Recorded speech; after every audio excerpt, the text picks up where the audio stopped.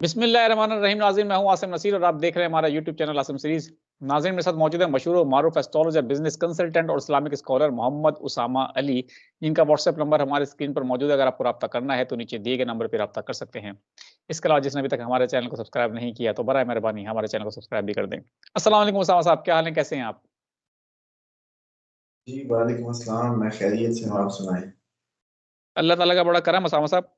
अच्छा उसामा साहब, हम आपको भी बता दें और अपने देखने वालों को बता दें, और हमारा सवाल यहीं से शुरू होगा कि आप जानते हैं और हमारे देखने वाले भी जानते हैं कि हमारा ताल्लुक शोबे सहाफ़त से है और कोई एक न्यूज़ चैनल के साथ हम एसोसिएट हैं। हमने पिछले दिनों लाहौर के तकरीबन 5 से 6 हलके कवर किए, जिसमें अवाम अवाम की राय जानी कि वोट किसका होगा, पीटीआई का, नून लीग का या पीपल्स पार्टी का। उसके बाद अभी रिसेंटली जब हम ये व्लॉग कर रहा हूँ मैं इस वक़्त, मैं फैसलाबाद और तांदलेवाला से होकर आया हूँ, जहाँ पर हमने ओवरऑल फैसलाबाद के 3 हलके कवर किए और तांदलेवाला का भी हलका कवर किया, जहाँ से अपना नून लीग के अली गौहर बलोच साहब और हुमायूं अख्तर खान साहब जो हैं, जो पहले पीटीआई में थे, अब आईपीपी में चले गए, वो इलेक्शन लड़ रहे हैं।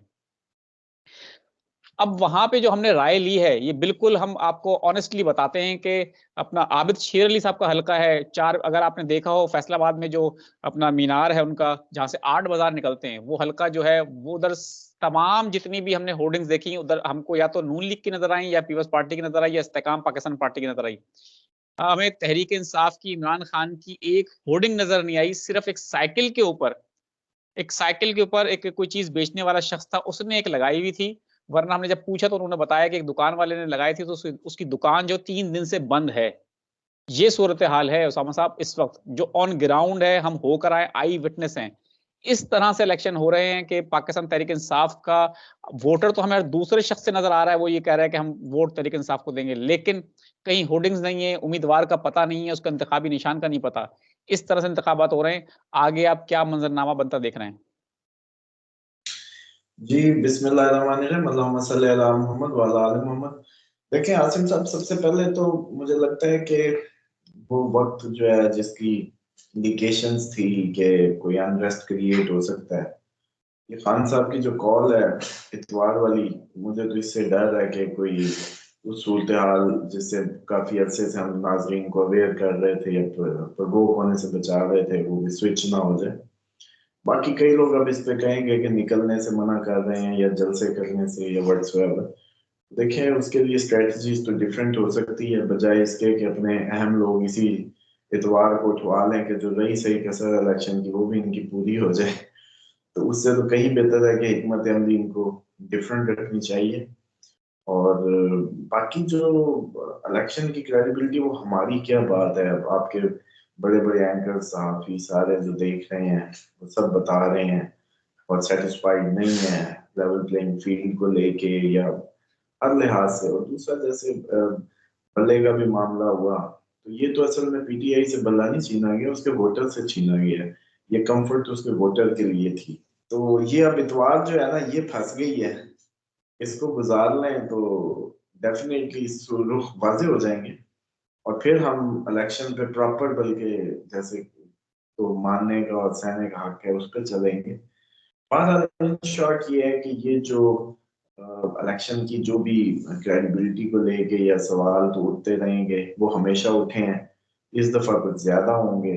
और लेकिन असल जो खतरनाक सूरत हाल है वो ये है कि अवामी रवैये में एक बड़ी तब्दीली वाकई होनी है, जो यूरेनस के नतीजे में होनी होनी है। और उधर से खान साहब का मार्क्स जो है वो बड़ा हाई है। जनरली में आपको याद है मैंने कहा था कि वो हाई हो जाएंगे और बड़े अग्रेसिव नजर आएंगे डे बाय डे। तो वो अब आप लोगों को अग्रेसिव ही नजर आएंगे और उनके स्टेप्स भी शायद उस एग्रेशन में चले जाएं। ये वही सीन बनेगा जैसे वो मूवीज में शाहरुख खान पहले मार खा रहा था, खा फिर उठ के खड़ा हो जाता था। तो ये वही सीन बनने को है, मैं समझ रहा हूँ। और बाकी ये है कि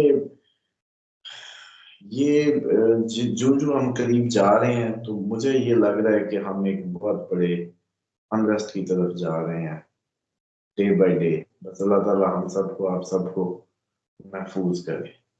बिल्कुल। हमारी भी दुआ है उसामा साहब कि अल्लाह ताला हम सबको महफूज़ रखे। उसामा साहब, हमने अवाम की राय जानी, जब अपने चैनल के हवाले से हमने जो प्रोग्राम किया, अवाम की राय जानी, तो जो रिज़ल्ट्स हमारे सामने आ रहे हैं, 75% जो हम किसी भी मुबालगा राय के बगैर ये बता रहे हैं कि 75% लोग जो हैं वो तहरीक इंसाफ के साथ हैं। जिससे पूछो वोट पीटीआई का, बल्ले का। कुछ लोगों ने तो ये भी कहा कि वोट शेर का। हमने उनसे पूछा कि नून लीग का, कह रहे नहीं, वो शेर जो जेल में बैठा है। तो अपना 75% वोट जो है वो पीटीआई के लिए, जो कि हमने खुद उसका सर्वे किया है। आपको इंतखाबात में जो नताइज हैं वो भी इस तरह के आते नज़र आ रहे हैं, या कोई और ही शक्ल सामने आएगी? नहीं, देखें, ये एक अजीब सी मुझे लगता है कि सूरत हाल में हम दाखिल हो रहे हैं डे बाय डे। और इसमें जब आपको या मुझे ये बात पता चल रही है तो आपका क्या ख्याल है? अच्छे ज़हीन लोगों को ये नहीं पता चल रहा होगा, ये फिगर उनके सामने नहीं होगा। लेकिन बस बदकिस्मती है हमारी मुल्क की कि अब देखें कि किस साइड पे सूरत हाल जाती है। वैसे तो ये लग रहा है कि जब इतनी मकबूलियत हो और पीटीआई के विनिंग होने की चांसेस हो तो इसीलिए बल्ला छीन आज़ाद बना और ये सारी गेमें हुई, लेकिन लोग नहीं छोड़ेंगे। किसी को भी पार्टी नहीं छोड़ने देंगे इस दफा, मैं ये आपको बता दूं। वो किसी भी उसका हुआ, ये नहीं कि सिर्फ पीटीआई का, सब भी आपको अपनी उसमें एक्सट्रीम में नजर आएंगे रवैये जो हैं। और ये भी एक पॉसिबिलिटी है कि आगे जो अपकमिंग टाइम में, मैं आपको याद है मैं काले कोटों की बात कर रहा था कि बिल्कुल। वो प्रवोक हो सकते हैं। आगे उनका टाइम भी लगता है कि इस साल जस्टिस में वो भी रोल प्ले करते नजर आएंगे।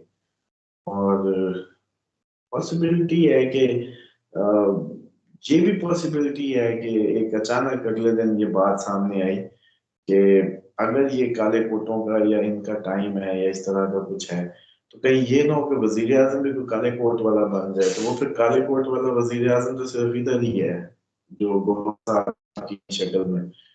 तो परवेज इलाही शाह महमूद इमरान खान अंदर और गौहर साहब वजीर आजम और पीटीआई की हुकूमत।